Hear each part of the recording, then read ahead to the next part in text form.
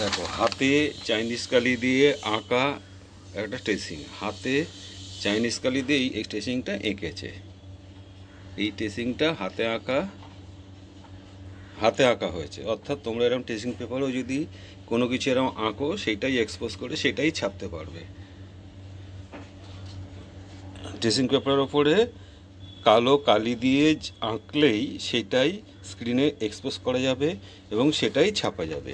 এই ট্রেসিংটা থেকে আমরা এই স্ক্রিনটাকে এক্সপোজ করে তুলেছি। এবার এটা আমরা গেঞ্জের ওপরে ছাপবো। অর্থাৎ তোমরা যদি কোনো ট্রেসিং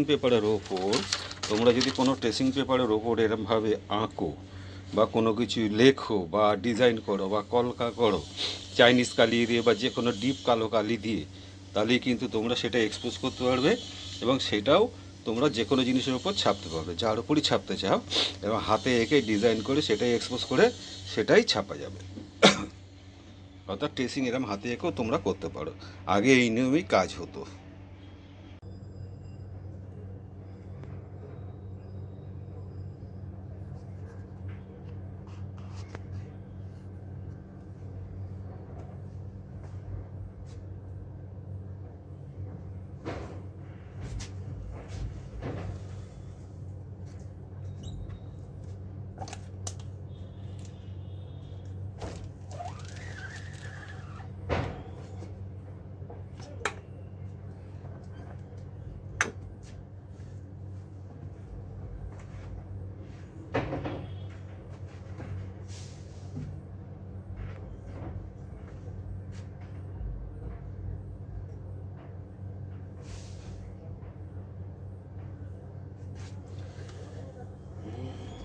হাতে আঁকা স্কিন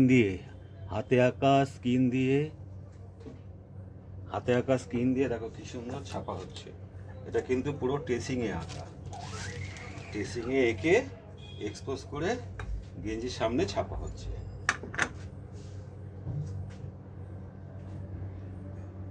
দেখো, এটা কিন্তু পুরো ট্রেসিংয়ে করা।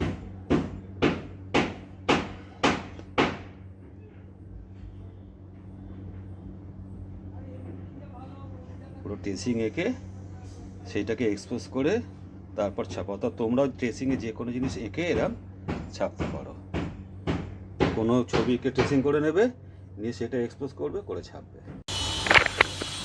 এবার কি করব, এটাকে হিট দেবো। মানে হিট দিলে কি হবে, এই রঙটা শুকিয়ে যাবে, তাহলে রঙটার ওপর আমি আরেকবার মারতে পারবো।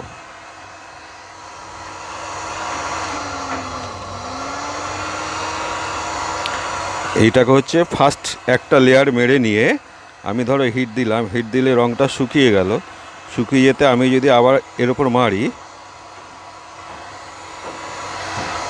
তাহলে রঙটা আরও সাদা হবে। মানে হিটটা দেওয়ার পর এটা রঙটা শুকিয়ে গেল, রঙটা শুকিয়ে যাওয়ার পর আমি কি করব, এর ওপর আবার মারবো। এর ওপর আবার মারলে কি হবে, রঙটা শুকিয়ে যাবে।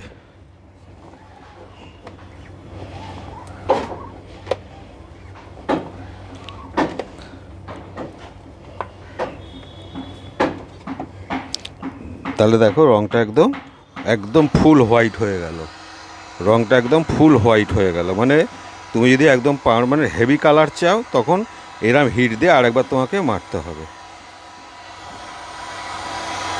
এরম হিট দিয়ে আরেকবার মারলেই তুমি যদি মনে করো আবার হিট মারবে তাহলে রঙ আরও বেশি পরিষ্কার হবে, আরও মোটা হবে।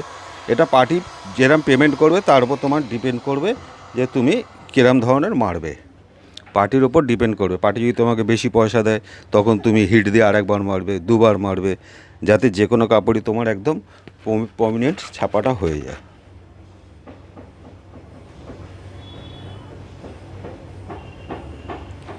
এটা হচ্ছে একদম পার্মানেন্ট ছাপা। এরপর আমরা কি করব, হিট দেবো, এই মেশিনটা হিট দেবো।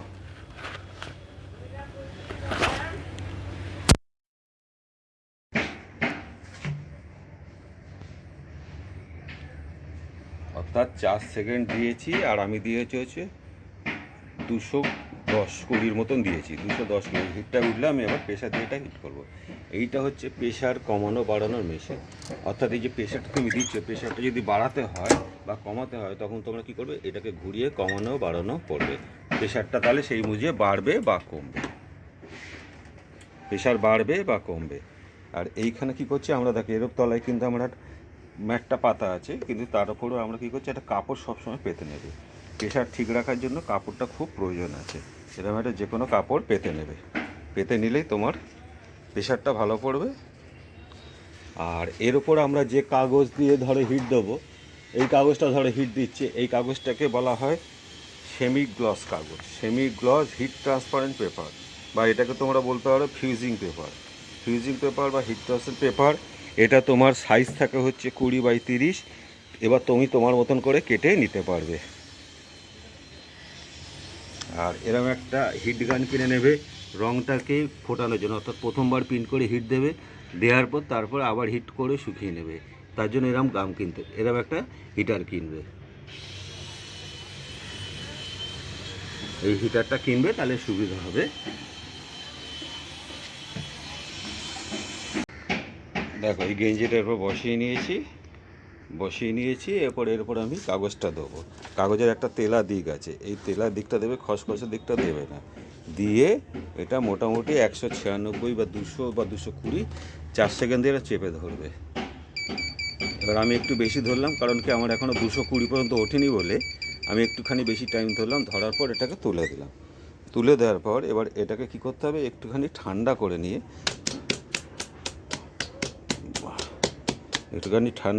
এটাকে তুলে দিলে দেখবে তোমার ছাপ্পা কমপ্লিট।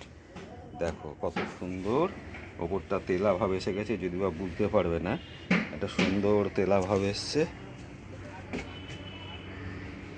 একদম ফিট হোয়াইট, যেহেতু দুবার মেরেছি একদম ফিট হোয়াইট। অর্থাৎ এইভাবে তোমরা যে কোনো জিনিসগুলোকে কমপ্লিট করবে, এরমভাবে করবে, দেখবে তোমাদের কাজগুলো খুব সুন্দর হবে। আর যারা পয়সা কম দেবে তাদের কি করবে, একবার ছেড়ে দিয়ে, একবার মেরেই ছেড়ে দেবে, একবার দুবার এক হাতে মারলে ছেড়ে দিলে তাদের আর হিট দিয়ে মারতে হবে না, অর্থাৎ ব্লোগাম দিয়ে হিট দিয়ে দ্বিতীয়বার মারতে হবে না। এরপরে তোমাদের আরও লেটেস্ট জিনিস দেখাবো। যারা একদম বিগিনার্স তাদের জন্য আমি এই জিনিসটা করলাম। একদম বিগিনার যারা একদম কিছুই জানে না, তাদের জন্য আমি এই টোটালটা ভালো করে দেখিয়ে দিলাম। তোমরা এটা পুরোটা দেখলে এবং মন দিয়ে দেখো, টোটাল সেটিংটা করতে পারবে। এবং কতগুলো জিনিস বলে দিই, এক্সপোজ করতে গেলে যদি কোনো প্রবলেম হয়, ধরো তোমার মুখ খুলছে না, তখন তুমি বুঝবে যে তোমার টাইমটা বেশি হয়ে গেছে। আবার যত দেখা গেল খুব তাড়াতাড়ি মুখ খুলে গেছে, কিন্তু একটু লাল লাগছে বা একটু মনে হচ্ছে না কেমিক্যালটা ধুয়ে যাচ্ছে, তাহলে বুঝবে এক্সপোজ টাইমটা কম হয়েছে। এইটা মাথায় রেখে তোমরা এক্সপোজ করবে এই দুটো টাইম। যদি তোমার মেশিনে তোমার টাইম ঠিক হয়ে যায়, অর্থাৎ তোমার টিউব বক্সে তোমার টাইমটা ঠিক হয়ে গেল, তাহলে দেখবে তোমার কোনো এক্সপোজে অসুবিধা হচ্ছে না, ঘাবড়াবে না। 2-3বার 4বার 5বার 6বার করে করবে। মনে রাখবে, যখনই দেখবে মুখ ঠিক মতন খুলছে না, মানে টাইম বেশি হয়েছে, অর্থাৎ টাইম কম হবে। আর যদি দেখো যে মুখ খুব তাড়াতাড়ি খুলে গেছে কিন্তু কেমিক্যালটা কাঁচা আছে, তাহলে আবার টাইম একটুখানি বাড়াবে। এই দুটো ফলো করলেই দেখবে তোমরা টোটালটাই কমপ্লিট করতে পারবে, মনে হয় না কোনো অসুবিধা হবে। এরপরে নেক্সট তোমাদের আরও সুন্দর করে অন্য জিনিস আমি দেখাবো। ওকে।